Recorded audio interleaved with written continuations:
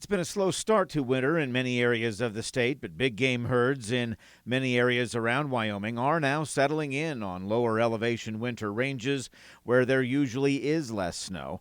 But by heading to these seasonal areas, it can also place them in closer proximity to people, presenting a range of challenges and obstacles to negotiate, things like roadways, fences, and more opportunity to encounter people, particularly in areas where human development is.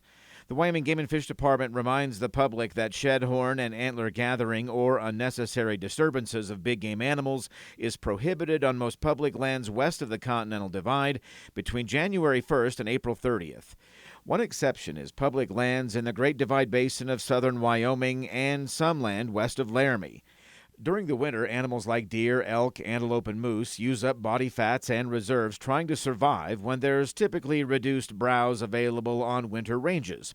Cold temperatures and snow-covered range, plus human-caused harassment and disturbance of these animals, make big game expend a lot more energy compared to warmer months, and it can push the animals to less productive habitats.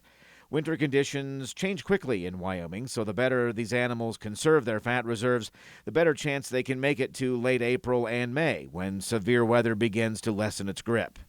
Public lands are defined as federal lands and lands owned or administered by the Wyoming Game and Fish Commission. The Game and Fish asks the public to watch for antler collectors, poachers, or suspicious activity, and to report any illegal activity immediately.